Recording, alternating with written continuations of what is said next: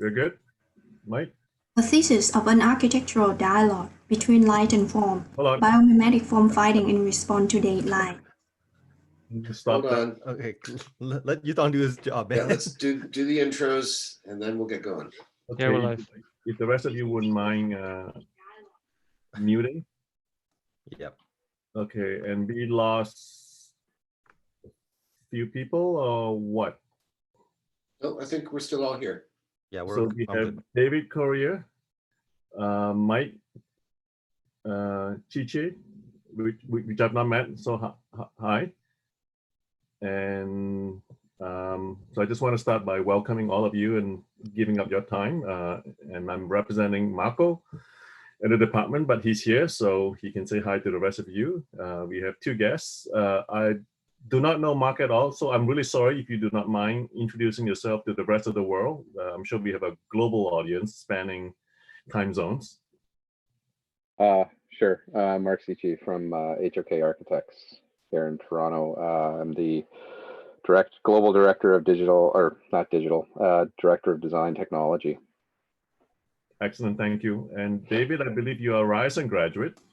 Yes, I am. And you, I believe, are at Carleton right now? I'm sorry? You are teaching at Carleton University? No, I teach at Waterloo. So Waterloo, nearby, sorry. Yes. And okay, I have a small office in LL Lab in Shanghai. Okay. When it's outside of Ryerson, it's the rest of the world. So it might as well be Timbuktu. Anyway, do you care introducing yourself?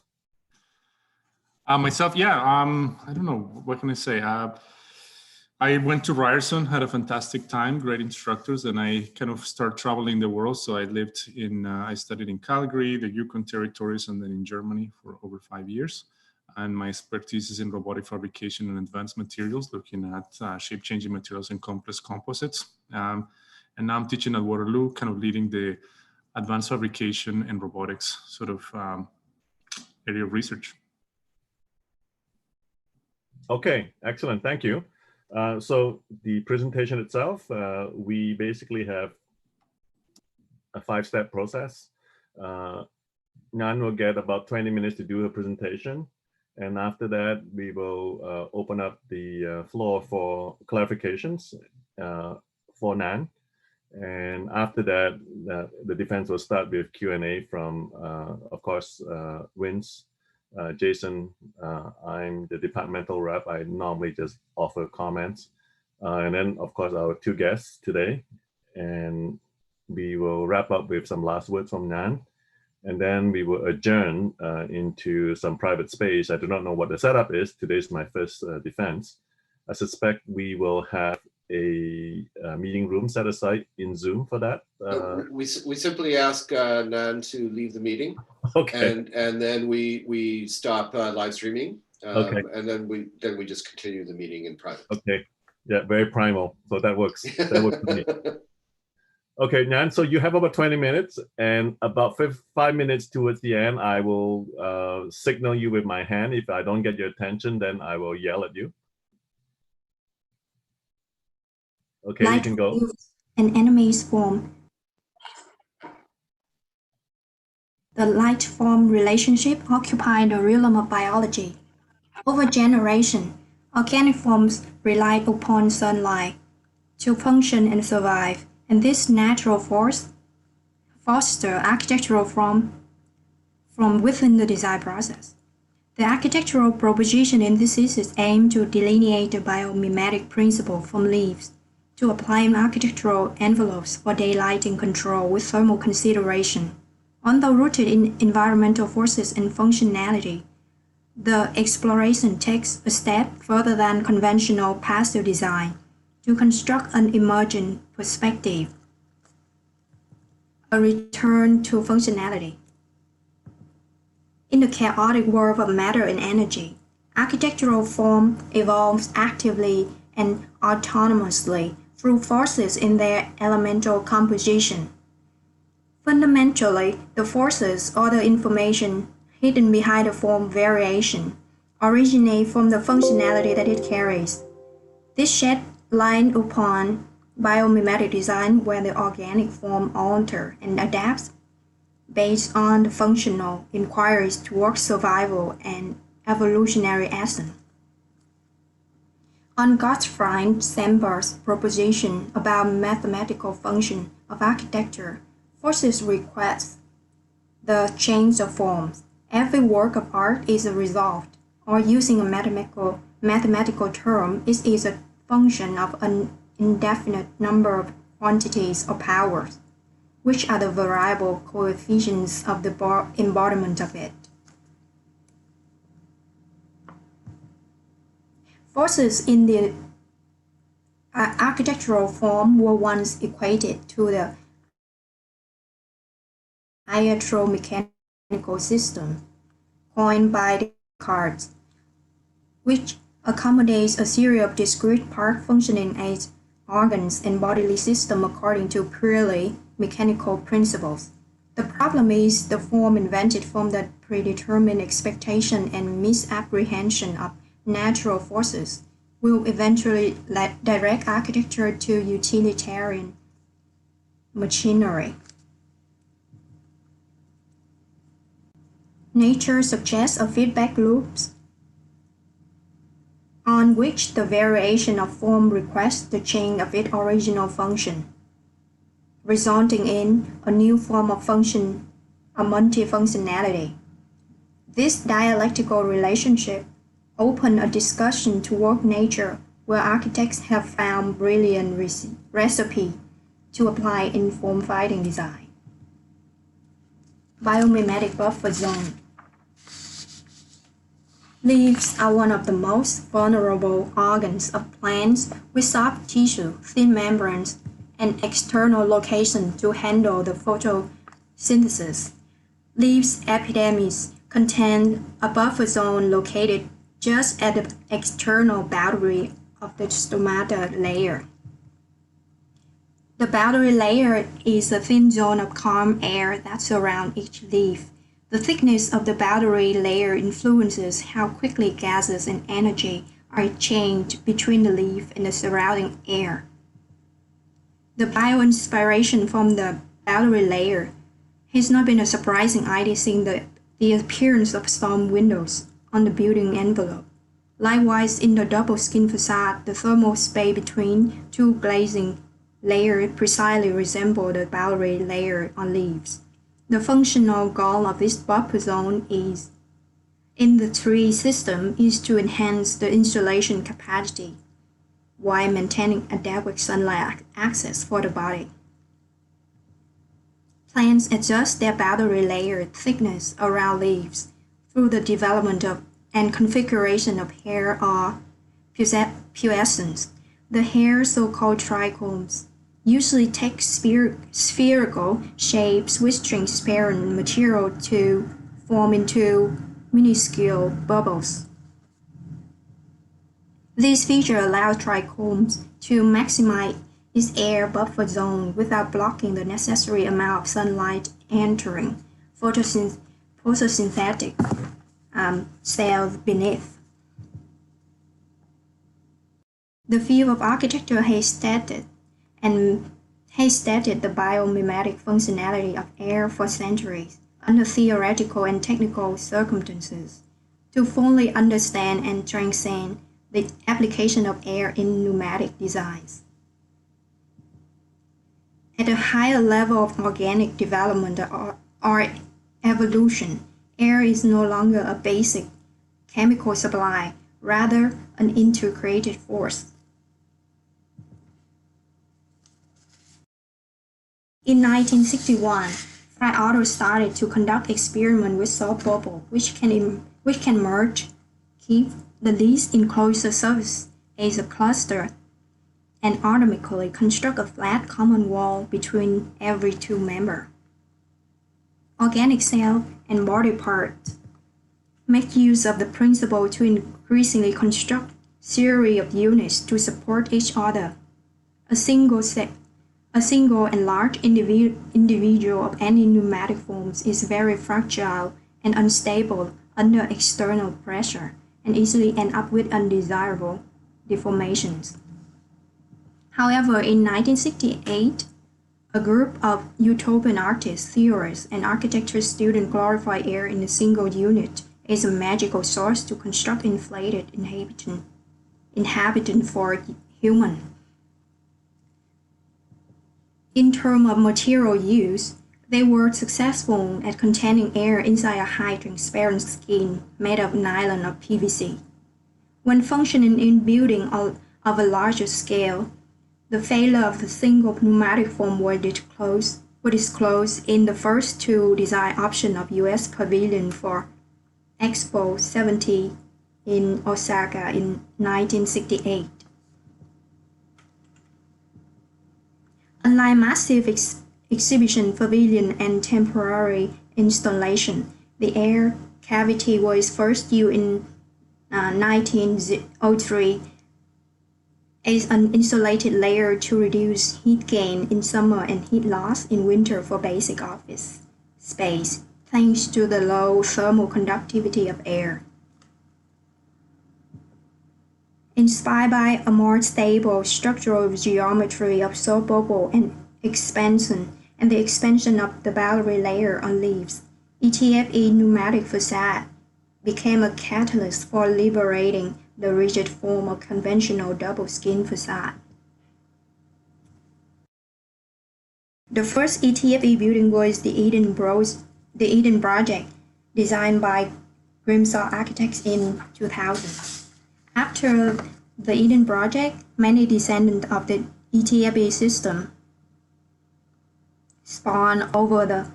have been spawned over the course of 20 years as a default of immediate solution of daylighting forms. However, these type of envelopes enclose merely a massive space for sport activities or exhibition, where daylight variations are not critical as in deep space office and mixed-use building with multiple stories.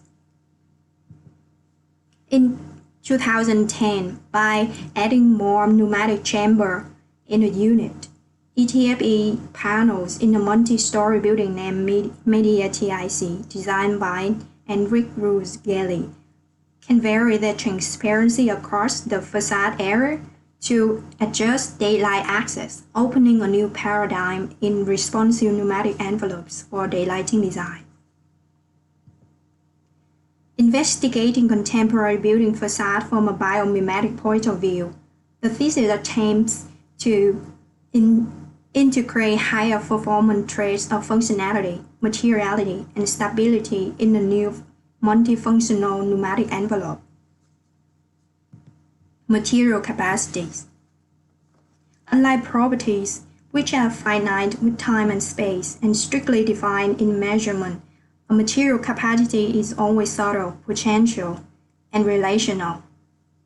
On its ways, expressing its hybrid performance with pattern of material distribution, coming closer to the responsiveness and flexibility of biological tissue. The material selected for fabricating pneumatic daylighting components must emulate similar property to those from nature. In Oxman's article related to variable property design, she claimed that designer can dynamically mix and vary the ratio of different materials in order to produce a continuous gradient. Also, thanks to the liquid base, silicon rubber can occupy and copy almost all micro detail of a mold, which can be measured and digitally produced in advance via 3D printing.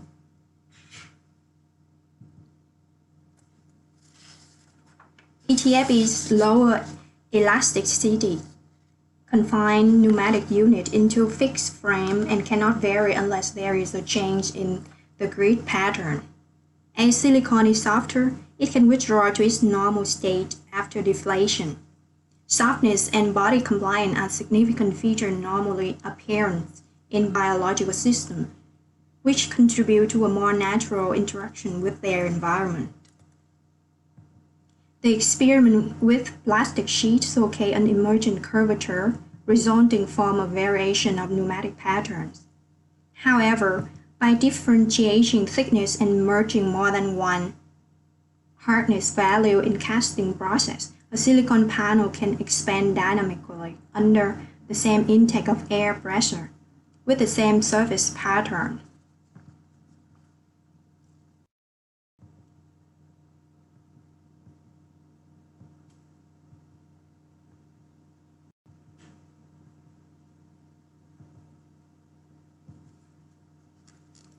On a vertical distribution, pneumatic panel unify on-day lighting component on an envelope including shading devices, blind, and windows. On a horizontal distribution, this prototype investigates the inflation level of the cells that can adjust daylight based on the sun orientation and floor plan layout. To apply and validate the materiality in association with digital modeling, the design project in this thesis proposes a pneumatic facade that can control daylight and mitigate visual discomfort for a deep floor plan office building. The project is positioned in the city of Toronto, where the high living density and expense lead to pack and shadow lots, challenging any new construction of productive working spaces. The chosen size has typical 3 cover sides and only one front side that allows direct daylight access to the open area of St. James Park in the Sound. From a single mass, avoid fillet the front to get more daylight from the south direction, and another void divides the mass into 2 parts, forming an atrium at the core. This boundary of the least daylit area drives the profile of void that create the atrium. The cutting profile has to be mirrored to offset the lack of daylight level therein. During the massing process, floor area is also managed based on the other economic factors. The building model emphasizes more on the envelope for a contemporary open layout office. They seek to define a process of assessment and analysis from which to derive an aware and targeted project to get the most out of the luminous performance in interiors, aiming to achieve a threshold value of comfort. There are 2 models for the illuminance analysis. The first one with fully glazed envelopes suffer with excessive sunlight on the top floor, while the atrium space above the ground level faces the problem of lack of daylight. In the Model 2, a uniform pneumatic system afloat on the conventional curtain wall can diffuse the light excessiveness. However, directing daylight further to the core relies on the inflation level of each pneumatic panels on the system. This inflating dynamics of all local panels relate proportionally to the illuminance evaluation on each floor plan where the panels are installed. The illuminance map on each level is subdivided into 12 projected planes to interpret its numerical scale into the vertical distribution of pneumatic cells with a setting of balance threshold of 300 lux. By setting the variation of hardness, mimicking different types of silicon rubber, the numerical values of illuminance are remapped into the inflation factor in Grasshopper. The overall dimension and locality of the unit agree to the same grid-based metric, according to the commercial and industrial availability of the curtain wall panel of 4 feet by 6 feet or 1200 mm by 1800 mm which will be potentially convenient for the fabrication of pneumatic components in reality.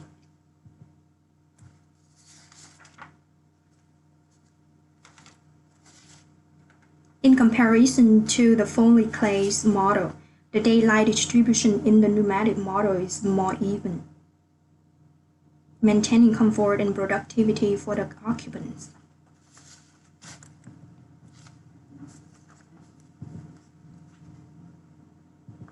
Construction feasibility. The section displayed the array of pneumatic panels on south and north sides of the building. Overall, one story can hold 2 rows of pneumatic panels. When the instantaneous presence of light has been cut, it can be controlled and fixed through the self-shading and self-regulating scheme. Additional vertical framing support helps anchor the horizontal element, including brackets, floor crate, and the curtain wall, instead of merely maintaining shaft. The balcony open accessibility to user. This requires an alignment of interior and grade floor level. The extension of the pneumatic facade onto the parapet wall prevents moisture and rain coming inside, making a continuous water and air ties for the thermal corridor. The method of installing the silicone units is similar to sewing them together onto the cables and sliding them along the string to stabilize 4 edges. The connection detail between the brackets and the cable are inspired by tensile structure. These are 2 stages of deflation and inflation of the facade.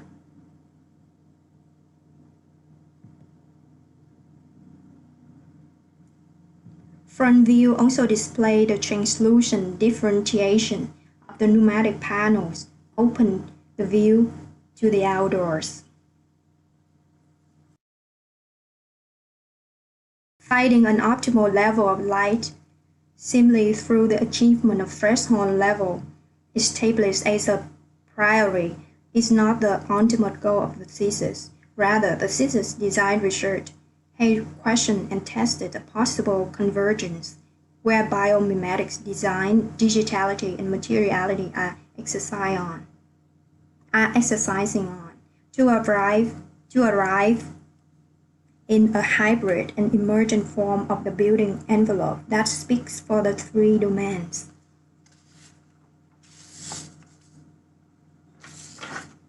The design method in this thesis seeks to find application not only in new construction, where the technological component can be easily integrated with the building envelope, but also in existing edifices in the case of energy, retrofit, and environmental concerns.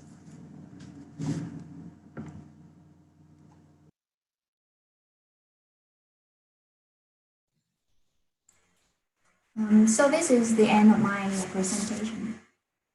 Okay, and that's it. There's no other oral presentation beyond the video. No. Okay, good. Thank you. Exactly on time. So that's a good thing. I'm going to just open up the floor to any questions from the audience or the floor on points of clarification on the presentation. David, you unmuted yourself. Do you have a question to ask? That's not why, but yes, I could ask a question for now. Can you just clarify on your inflatable structure? Is there, how does the person can see right through them? Is the idea that when they're thin, you can see right through them, and when you're inflated, you have some kind of diffuse aspect, or is there a spacing where you can actually see right through from the inside of the building? I couldn't quite figure that out. So most of the time, the silicone unit just to diffuse the daylight, And only at the point of the window, at the position of the window, there are some very transparent unit of silicon that can allow the user can look through it. Okay, so you're always seeing through the silicone. Yeah. Okay. Okay, are there any other questions? Maybe from Mark, perhaps? Yeah, so I've actually done a significant number of this kind of building type, unfortunately, in my career. And I would say that, so there's two perspectives of this. And actually, I guess the question is, which one are you kind of addressing at the end of the day? But, there's kind of, I would say the old model or the less creative model is that, you give a shell to somebody and the space within it is then kind of customized and defined based on that shell. But I think that the way that, and I work on a lot of these projects now, and the way that things are actually working now and changing, I guess I would argue for the better, is that the design is actually more inside out, meaning it's the program that drives what happens on the exterior. And I wonder, in a situation like that, I guess there's a two-part question. One is, do you see what you've done here as being solely applicable to this building type? That's number one. And I guess the second part is, how does it acknowledge the fact that, the building is more than just a shell and is driven mostly by the internal use? Because from what I see in this particular instance is that this is largely kind of a facade study, not so much how the concepts of what you're developing on the facade work themselves into the internal guts of the thing. So those are kind of a two-part question, I guess. So the first question is about the building type. So usually this type of facade can apply in any type of building, but because it can vary and adapt to the daylighting level. But I use it for the office building specifically because it's better for the deep block plane that very in need of the design for a better daylighting access. Okay, but I mean, what also, I mean, you're looking at a 10-story example. What happens when it's 35? Does it still work? I think so, because when it's higher, the measurement of the luminance level, we just vary and coordinate with the inflation of the pneumatic units. How does it affect the core then? Right, because I think you're relying upon some light coming down the middle, correct? Yeah. Yeah, so if you've got, I mean, I don't mean to augment and take this a whole other direction, but I'm just, when you make a statement like it can work for any building type, I mean, let's just say for a minute, let's limit the scope of this and say, let's just look at this building type. The building type you've chosen, there's a wide degree of flexibility in terms of scale, right? So right now at 10 stories, if you are reliant or dependent upon a core element that allows you to bring light in, that works at 10 stories. But at 35, are there other ways to get light into the core? These are just questions I'm asking you. I'm not trying to be facetious or difficult. I'm just wondering. So in my thesis research, I also look at a lot of light shell that guide the light from the atrium, the top of the atrium, based on the reflection of the material of the tube. And they use the reflection position of different mirror plane to adapt the light and then transfer it into different position of the during the core of the building. Mhm. I mean, if it's a modularization, like if there's a kind of a module, like let's say that you've seen that, you know, in 10-story increments, you can handle the redistribution of, you know, if it's about Yeah. light, right, which it is. And so it takes 10-story modules to essentially allow that same level of performance. Then I would just argue that, you know, like what you're proposing right here is a solution at 10 stories, but that is scalable, right? Because to me, that's the question. I mean, everything doesn't always have to be big, right? But I think that, you know, by testing, say, the type thoroughly, it exhibits that it is a highly flexible and robust solution. That's all where I'm going with that. Okay, thank you, Mark.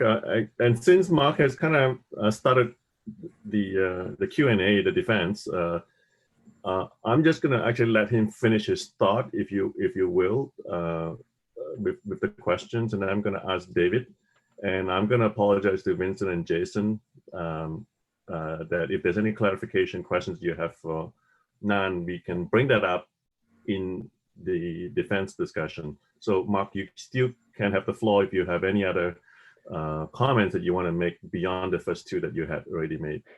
I would just, the only other thing that kind of strikes me, I think I've kind of finished that statement, but the only other thing that I was looking at is I have your thesis book open here, and I was just looking at what I actually found really helpful, to be honest, is that there's a really great diagram that I think you've clipped out from somewhere on page 11, which talks about biomimicry taxonomy. And when I looked at that, I thought, well, that seems to me like a phenomenal kind of target or agenda to be able to parameterize, I don't know, that's not a word, I just made that up. The kind of functional elements, it seems like that whole pinwheel idea seems like, and we kind of had a similar conversation this morning about the role of variables and parameters in this process. And I think it's kind of I think it's a theme that's kind of coming up again here, because it basically you're using that to help guide some design decisions, right? Or even functional decisions. And I'm wondering, you know, if you've got such a great kind of reference in terms of taxonomy, it's almost like you could build your own taxonomy with your research that refers to that wheel, that is kind of a language that is adaptable and that is parameter driven, that you can use for kind of like a system, essentially, that you could refine over time. I mean, these are kind of the things that, so the procedural process of architecture is that, you know, as we learn things, we kind of add them to our toolkit, which is like expanding upon the taxonomy, I guess you could say, in that regard, to help refine and make like a version or a Gen 2.0 sort of thing. It's just an observation that I found that I don't think, I mean, it was a very strong graphic to me and a lot of information that I don't think resonated or embedded itself. I mean, it was an initial graphic that I found, but I didn't see it kind of working its way through the material and the rest of the thesis. And I thought that it was an excellent opportunity for you to kind of use it as, or leverage it as a starting out point in whatever scripts or content you had further down the line to illustrate, here is the relationship between these things and how I've developed my own taxonomy or something like that. So having your own taxonometric, again, another word that doesn't exist, diagram that exposes what it is, the research you've done and what you've developed. Sorry, that's my last comment. So Ngan, so this is more of a comment, and I one thing about Zoom is that we can zoom in, pardon the pun, on body language. So I can see David about to jump into something. So I'm just gonna have him kind of hold back a little bit and let Ngan respond to Mark's comment. Did you discover what Mark discovered when you were doing those taxonomic? And if you, yes or no, simple as that. If you actually pursue it, or you just felt that it would not really benefit you. This is more for Mark's benefit. And then I'm going to let David jump in. Ngan? Did you discover the things that Mark just responded to just now on page 11, the taxonomic study? Did you discover that as well too? And if you did, how did you respond to it? You just felt that it was not going to take you to the direction that you might want it to go, or you did explore it and it didn't come out in the thesis document? I put a lot of my experiment and about the parameter throughout the development of the pneumatic, like the evolution diagram that I made is more connecting also pneumatic biology together, and it's not just merely dwell on the biological theory, because it's quite challenging to me to read through one of them academic article about biology. So I try to in between about architectural pneumatic facade and biology to find the conversion and the similarity. Okay, so the response is somewhat yes, and you've taken it to a parametric study. So I'll let Mark respond to it a little bit later, but I think David actually had a point of interjection in the middle of one of your other clarifications. I'm going to let David ask some questions, and then maybe we can sew these two together. Maybe, yes. Ngan, I'm trying to, so let me see if I understand what you did. So you looked at those kind of outer layers of the leaves, and you look at the sort of spherical elements and the sort of small microturbulence and increased surface area around them as a way to, well, that film, sort of air film around them, increase the insulation value. Is that correct? Yeah. Okay. It's an expansion of thermal corridor. Yes, so that sort of dissipates some of the heat, correct? Yeah. On the cells, and depending on how those cells expand and contract, then there's more or less, depending on the type of climate, they actually be able to adapt to those changes, correct? Yeah. Okay, so then you abstracted that and you turn it into sort of mechanically into these inflatable bladders that then will do a very similar sort of shape transformation. Yes? Yeah. Okay. Now, the part that I'm a bit confused is that you're then correlating that not only to heat gain, but to light transmission. Is that correct? Or is it still still more or less about heat dissipation around the surface? It's more about the daylighting, because I try to vary the transparency of the material. Yeah. So this kind of biological principle need to be validated by the silicon and materialization process that I make in the prototype. So the prototype is trying to look at whether the material can have the behavior, the elastic behavior, and the variability that you're looking for by instrumentalizing sort of those channels, which you can use to sort of give a gradient of change, correct? Yeah. Okay. So the part that, and the lighting transmission, how did you validate it that this depth of the bladder also affected the light transmission? How do you validate it as that aspect? So I measured it in the design project. I measured with the luminance level, and then remap it into the level of the factor of inflation in grasshopper. So the luminance level was measured on the physical prototype, or was it sort of speculated on the facade? I measured it from a model, digital model that I construct. And so, and the digital model had some coefficient for translucency, or how did that kind of parameter came into being? So I'm trying to understand, how do you know that sort of inflating more is going to mediate? Because we know that we're starting with one idea about air circulation, and now we're translating to light. So I'm trying to understand how did that parameter translated into light?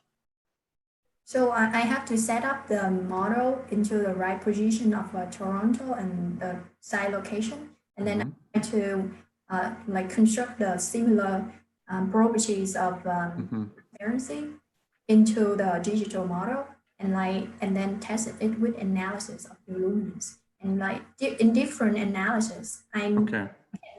Gradually Okay. closer to the, So sorry, I'm digging into this because I just want to, I'm actually genuinely interested. So I want to understand if the bladder is inflated and becomes much wider, right? yeah. Does that mean that there's less light going through or there's more light going through? This will be more light going through. More light going through. Thinner. Sorry, Mark, you said something? Oh, I was just gonna say, is that because the membrane becomes thinner and therefore it transmits more light? Uh-huh.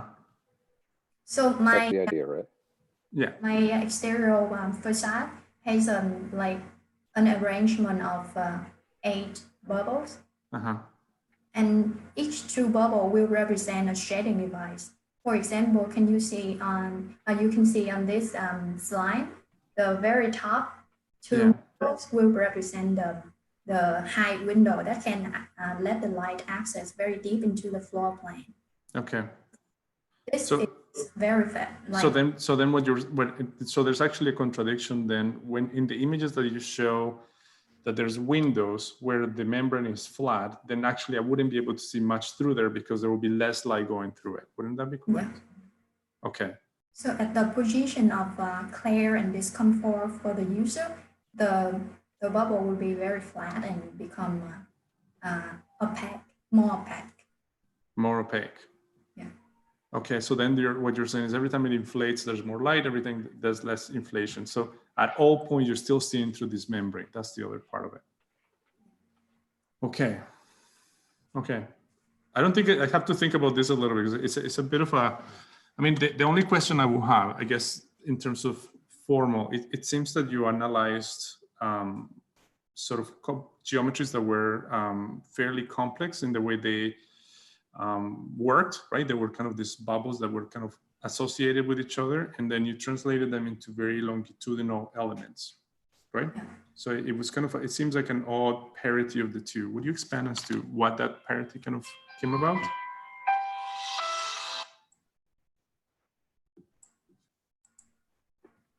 So the bubble, each bubble can inflate, but because of the facade need to be sealed, airtight, and watertight, so it need to be 4 sides of the bubble need to be anchored into the cable, and only the surface that can make an immersion curvature. So each pocket is inflating individually, is that correct? Yeah. Okay.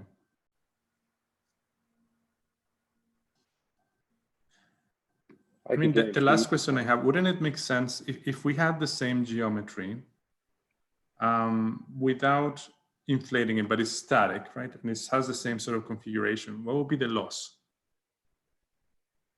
Can you repeat it? So if we had the same outer geometry of the bubbles, right, of the outer shell, and it has the same gradient, but it's kind of customized to some light coming in some areas and some less light coming on the others, what would be the difference to having them sort of have the capacity to actuate them? What would be the main loss? What are we losing? The main loss? So that you mean that the downside of the? Yes. So right now, the disadvantages of this one will be when I research about it, it will be about maintenance, like compared to ETFE, because ETFE is like so powerful, has been so powerful for a long time, and this one more flexible, but it is like so similar to the organic scheme. The more flexible, the more it can like absorb and like contain the dirt. So I think about the further development of this material that can be coated with some kind of material that that can keep it out of dirt and better for construction and in use of mass construction later. I think I know where you're going with this, David. I think another way of asking the question is, what is the advantage of having the pillowy facade versus having all of the, I don't know what you call it, the plastic or ETFE, whatever it is, being, say, marginally inflated as opposed to these giant bubbles? Like, what is the advantage to having the giant inflatable bubbles, period? So this one, with the ETFE, it cannot vary, the pattern of the ETFE cannot have to be varied when the bubble is inflated. But with this material, I can only have one type of pattern and just cast and mold the silicon material to make the bubble bigger. And I don't have to change the rigid frame of the building, especially when the building is already a provisional one that I received from a different site or a different like architect. Now I can just modify and adapt to the existing building.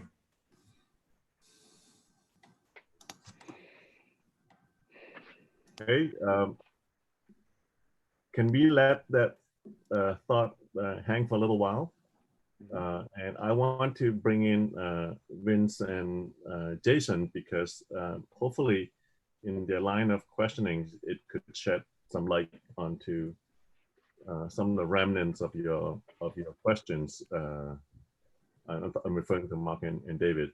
So I'm going to ask Jason first if there are any questions, defense questions that you might have. And then Jason is the second reader, and then I'm going to ask David, Vince, who is the supervisor. So Ngan, I want to talk about the control of the facade of the occupants. Okay, so if someone is utilizing a space programmatically, what type of control do the individuals have in their own space? So are they able to set illuminance levels to counteract the let's say active facade, right? So is it a passive exclusively, or do you have some sort of application process? Maybe it's like through an application or your cell phone or whatever it is that you can dynamically change those spaces via your facade. So when I researched about this will adaptively react to the daylighting via a sensor. So sensor will be attached on each panel, but the user cannot control it because individually, each person have their own requirement of the visual expectation. So if you leave the sensor or the measurement to the users, will be very unpredictable. So it needs to be centrally controlled by a sensor and programming.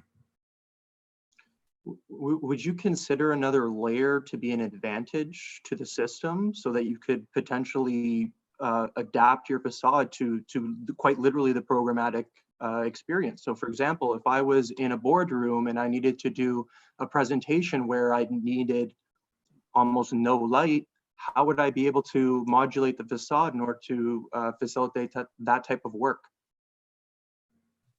Oh, that I haven't thought about that, because the facade right now is like for the overall daylight access. Yeah, so could you start to fold in a control system that separates itself from the dynamicism of the facade, the fact that it has to solely rely on the illuminance levels of the sun? Could we, add in that extra layer to have occupant control, and then, the dynamicism of program then becomes a factor of your facade? So I think in that context, each facade of my of the building need to be tied into the interior functional. Like each room or each floor can have access to the system, the programming system of the panels. And when the building works, we can see like the variation of the bubble during the day. Because right now I can just manage the bubble to expand and contract in the periods of seasonal daylighting. It cannot vary like continuously, like hour by hour. It would mess up with the system.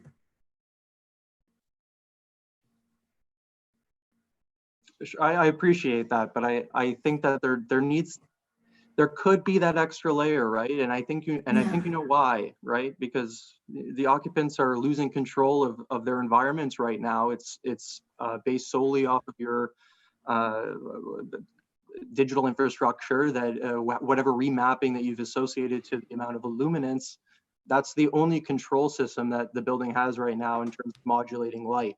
And so I think that's a disadvantage in the system, where the individual needs to be able to have some sort of control, just like I can open up my window in my office to allow a little breeze into my working space, right?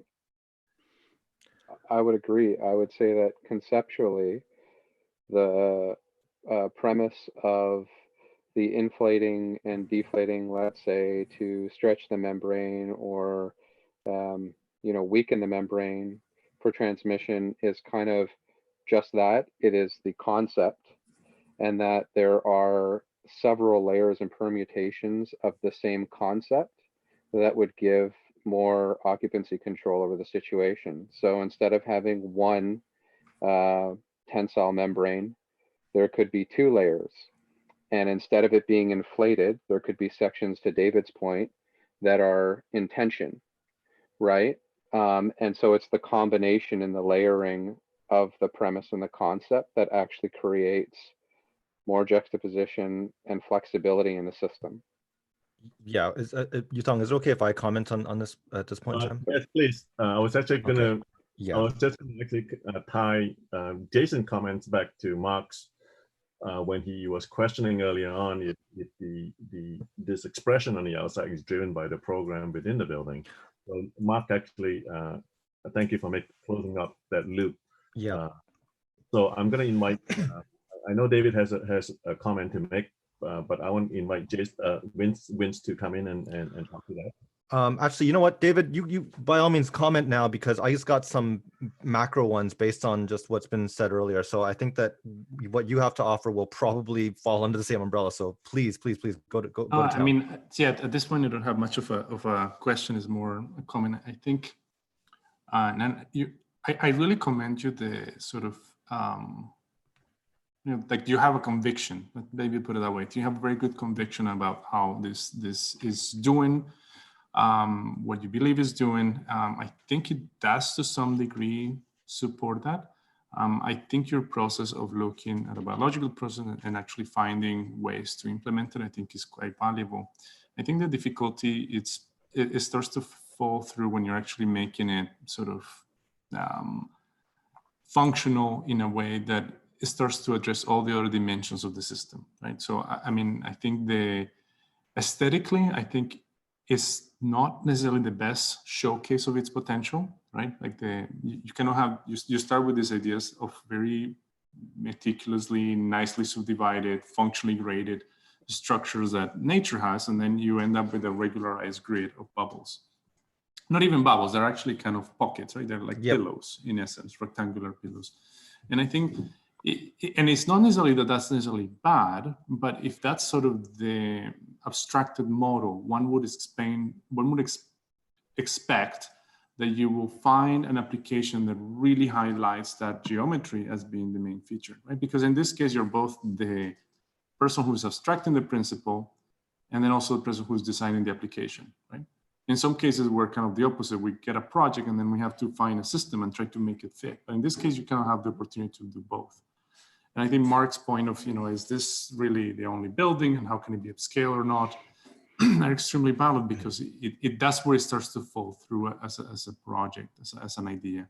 If I were to be doing your building, I would think that perhaps a more organic subdivision of the bubbles that perhaps have some areas that are a bit empty because that's where some key spaces exist, and some areas that are, perhaps static because maybe they don't change as much. Like, for instance, I don't think we need to be changing as much the parapet, right, as the image that you're projecting. I don't think that those bubbles need to be constantly being fluctuating.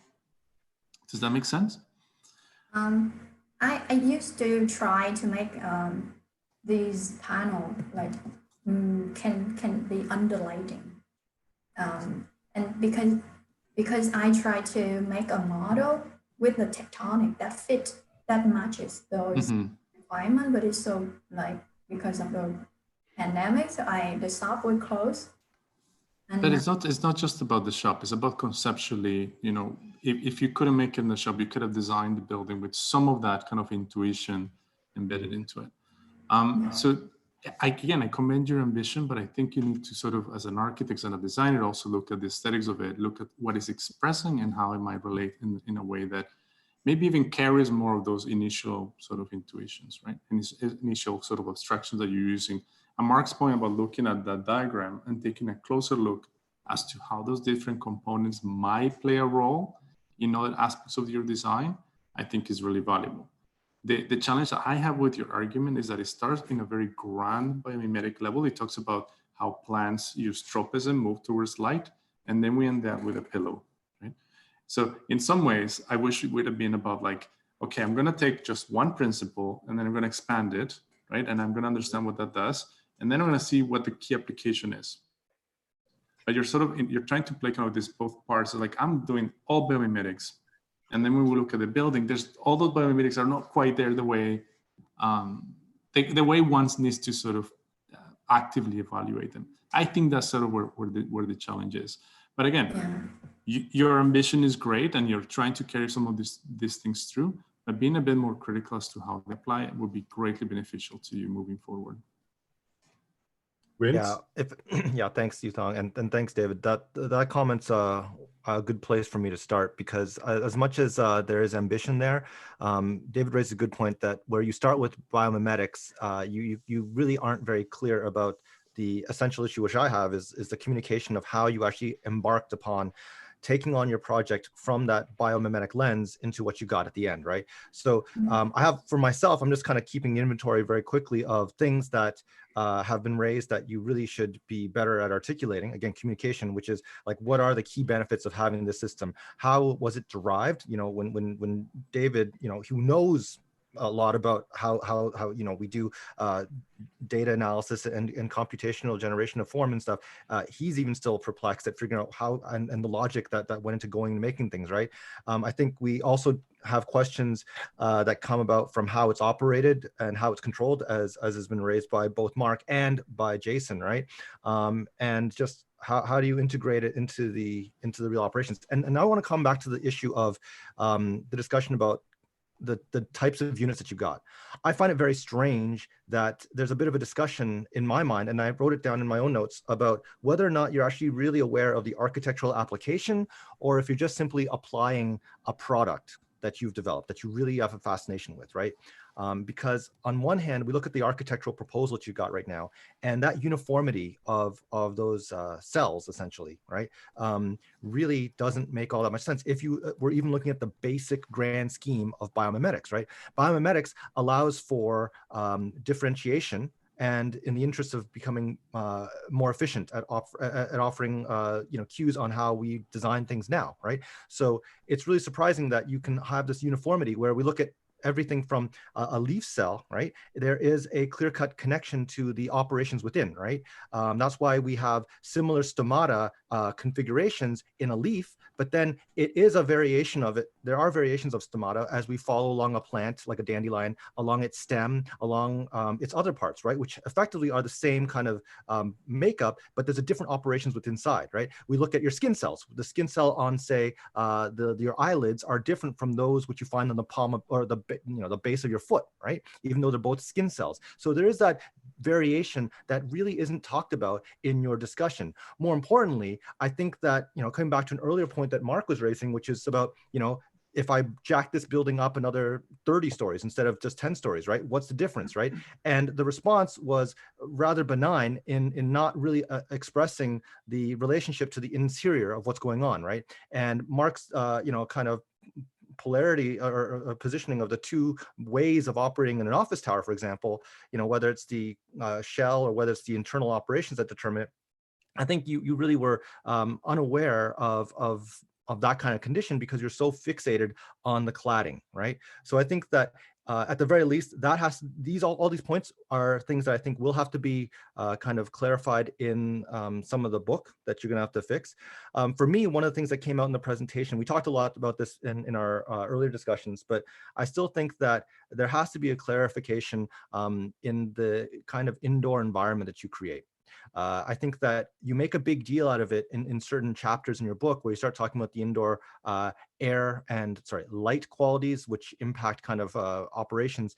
And it was raised in earlier reviews about the indoor environmental quality based on lighting.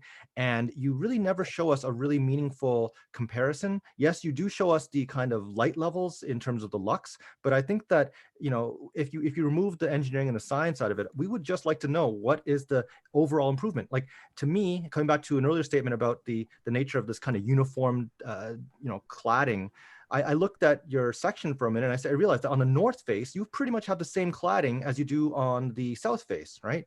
And though I do get the kind of lighting effects that you've done in terms of the analysis, I still don't know, A, the overall benefit to having this on the north face, for example, and B, I really wish I could see the actual architectural implications as opposed to simply something that I would get from, say, my energy consultants to tell me that, you know, I've got a lot of heat gain, right? So that's just a lot of stuff right there. You and I are going to have to go through this after this, but I just want to make sure that I can outline all these comments right now while we have everyone else at the table so that they can chime in on any of these loose threads that maybe need to be further developed, or maybe I'm just going a little bit too hard edge on this, because I'm trying to cover everything from the basic taxonomy discussion to the kind of uniformity of cladding, to the basics of operations, to the kind of procedurals of how this thing was generated, to just for me, which was the notion of, is this an architectural application or fundamentally an application of a product that you've really developed, right? I think I just want to add to that, Vince. I just want to say that I think, like, as architects, like, we are, I mean, we should be obsessive about what the experiential quality of the space is like. And it's one thing to be measured on something and say, you know, statistically, here's the science that supports what I'm saying. But it's another thing to say, you know, like, what does this thing feel like, right? How does it make you feel when you're inside it? What is the difference between 2 layers of pillows or no pillows and 1 layer of 2 layers of tight strung in tension plastic? Like, these are the things that I think, like, and I mean, like, we use renderings to convey that. We use VR, all kinds of different technologies, right, to kind of like evoke feeling of space. I think that's one of the elements that may be missing from this, is that, you know, what is it like when you start layering these things? What does that feel like inside space? Not what is the science behind it. Like, that's obviously, that's very, very important, because that's the validation factor, right? But the parts that's missing for me in this is the feeling, like the design aspect. What is, so what if the science says this? What does that look like? That's for me. Sorry. Yeah, I would agree, and that's something that I have noted, and Ngan, we have talked about that, so we know that that's something that's going to have to be kind of popped in and really clarified in your final submission. Well, I'll chime in regards to your comments, Vince. The presentation is, in my opinion, much better than your document, Ngan. I think your presentation is more clear as to what your intent is. It has a more cohesive sort of line of thought. And I had an easier time engaging with the material. The document shows that you were really excited about this. I think your material experimentations are quite compelling. And I could think that, you know, that could have been even sort of a larger part of your work, which I understand wasn't possible.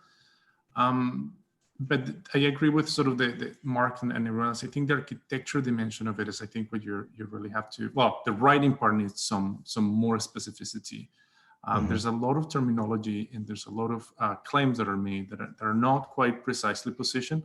And I think there's easy for us, for instance, to say, okay, so plants moves towards light, right? That seems simple, but when you actually look at it closely, you realize that they're called tropism, and there's a series of types of tropisms, one of which is light, right? Other ones are water, other ones are forces, and so on. So even just like making a more concerted effort and looking at what those things actually come from and sourcing them might actually give you a better insight in how they have approached the definition, how other bio-inspired projects have worked like. I would suggest, for instance, something that relates to light. Look at the Flechtofin. It's a project developed in Germany by Julian Lienhardt. And he did this thing that is based on the flower of paradise. When you push it, they kind of bend. It's a bend active system. And they designed the 2012 pavilion for Vienna. And you can see an application where they take a very simple biomimetic principle and they show, for instance, how it works in a window, and it's like a product, it's a thing there. But then they actually develop it into an architectural potential where you can actually see that now it's actually informing the way the building operates. And perhaps is sort of greater aesthetic exchange. And as Vincent was saying, like what does it feel like when you're inside of there? Mm-hmm. What does it tell us about this sort of spatial qualities? Framing that a little bit better will help you a lot, and also make you a better designer, and also make you better at putting together an argument. Because your presentation is significantly better than your writing. Your writing and some of your diagrams will need substantial work to really highlight sort of the key findings and the key strengths of your work, so it doesn't get cluttered with things that are perhaps not as successful. Thank you, David. Since we are really doing summation and I'm just looking at the time, maybe we invite Jason and then Vince to kind of give the last words. Jason, go ahead, man. Yeah, sure. So for me, it's the conclusion aspect. So that's one thing that I was looking for in your book, is this culmination of, all these concepts, the biomimetics, the materiality, the technology aspects, and how they sort of entwine together, and what what we were mentioning before, what are the advantages or disadvantages to this system that you've employed? And so for me, how do we showcase those aspects? Are you going to provide us some simulations, some screenshots of a video that might showcase different statuses that might highlight programmatic aspects or different time periods or maybe environments? Is it the difference between fall and summer, for example? I don't know. But what I'm also looking for is an addition of the bubbles being applied to your illuminance level diagrams. So there's a lot of structure. There's tension wires. There's steel grates. All of that is going to act as an opaque blocker to all of this illuminance levels that would potentially go into the building. And so that needs to be applied.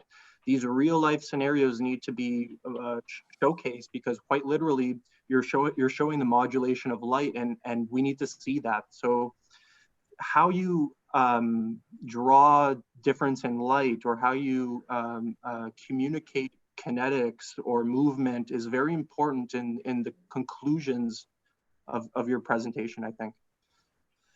Yeah, I think that kind of falls into the same category of a lot of the comments that have been made. I put out all of the summation statements just because I want to get everyone's insights on it. Ngan, you've already got the book. I've marked it up, and I'm glad to see that a lot of, pretty much everything that's been said has been in some way or fashion articulated in the edits to the book that you're going to have to make. One thing that's still outstanding for me, and it's just an observation, maybe my colleagues here who have read the book and have seen the presentation now, it seems very strange that you can really, as David said, you can see a lot of the enthusiasm at the outset of the book, right? Like, and it seems very strange that where the architectural design, which is I think one of the issues that a lot of the comments have been coming from, which is like where the architectural ambition, the kind of experience of space, all those dimensions are kind of fallen by the wayside by the time you get to the end of this, because it becomes a matter of like the gradients on the lux counts, right? So I think I want to find a way to make sure that, Ngan, if you could recapture some of that design ambition, like there's a reason, and I don't know where it is in the book, but there's a reason, for some reason, where the hexagon units that you had developed that were really cool and intricate, right, in the book, they somehow boil back down to those rectangular pillows, as David said, right? And I don't know and maybe it's some like Ngan-based Darwinianism or some selective breeding that kind of led to that kind of condition where it became that simplified grid. But I think it does merit explanation for some of these basic design decisions. And I'm not even saying that there's a lot of design necessarily that comes about, like, you know, in terms of like, obviously there's decisions made by data, but I think that you have to tell us at least that one gesture where you go from this really cool looking hexagon triangulated component, right, that you put in the book, right, and you come back to this rectangular grid, right? Because when I try to put the material, the facade on the building, I was challenged by a lot of tectonic and the construction feasibility of the country. So I try to make it like in reality that it can be built, and it's not just arrive in the theoretical and hypothesis. But I still think that it's... Go ahead, Mark. We didn't want to see your face. I just think one of your precedents is like, it's a really fantastic precedent, and I don't know like who pointed you to it, but the Mediatek building by Enrique Ruiz is, you know, this is like, I think a lot of the comments are like, you know, you don't just have to swathe the thing or blanket the thing in the pillows. I think there's more kind of nuanced depth that can happen, and so there should be, not should be, but there can be layers to this thing, right? That create different experiences based on different elements within the building. I think that seems to be like one massive like overarching theme here, and I just like, I reference that building again as because I think it's a fantastic precedent in the fact that you can actually trace, like, this is architecture, right? On the outside of the building, it should actually, as well as the inside, like, yes, it's about experiential, but on the outside of the building, there's a language that comes as a result of what's inside. And I think right now that's what's missing, is that dynamic tension between the two things. Sorry. No, I will add something to Mark there, and I shouldn't, but you know, that project is fascinating. Also because if you study it closely, you realize the operational costs are extremely high. Exactly. And if you study it further, you realize that those offices actually had a really, really hard time getting occupancy. So even most of the building has been empty for a while, and it's been a difficulty kind of maintaining tenants, partially because that control is tricky. So that's the part where, you know, there are projects out there that are exciting, but studying them closely is not to discourage you, but to actually, you know, build upon them. To make it better, yeah. Make them better, exactly, right? Yeah. And that's why it's important to be a little bit more diligent as to, you know, this was a great geometric solution. What other lessons can we learn from it, right? Wow, that is a Mark, David, man, that is a very positive spin on this project. So thanks, kids. Okay. I think we are coming back full circle, dwelling on some of the very similar points that we've raised. So I want you to have the last word, Ngan, before we wrap this up. Are there any other high-level comments that you want to make in response to the 2 or 3 really key points that we brought forward today, thanks to having Mark and David coming in as a guest critic and stirring up the dynamics a little bit different from the 3 of us, which is, you know, sometimes we keep on punching at the same things. So are there any high-level responses that you might have? If you don't, that's okay. Vince can take that forward with you. It's up to you. So my facade is more focused more on the pattern of the unit. Like each unit has its own pattern that can be varied. But compared to ETFE and other daylighting building, this is more flexible because I can just 3D printed the mold forecast for pouring the silicon unit, and it can be like a process that be prefabricate and for more making, and this is more like more opportunities than the ETFE because they have frame and they very rigid compared to the more making of the silicon. So that's what I focus for the materialization. Okay, thank you. I just want to throw in a bit of a comment. I think your statement kind of summarizes some of the concerns that we have, that you really just focus on the cladding as a product. And Mark and David and I and a few other people have been trying to kind of take you along and say, you know, yeah, you have a product. Yes, this is a good product, but how do we make architecture a little bit better with this product? So that's, I think Vincent's going to come back and drive that point through for you. I think I'm surmising that is the general response that we have for you. So I'm just going to ask my boss, Marco, do we just kick Ngan out and do we bring So her?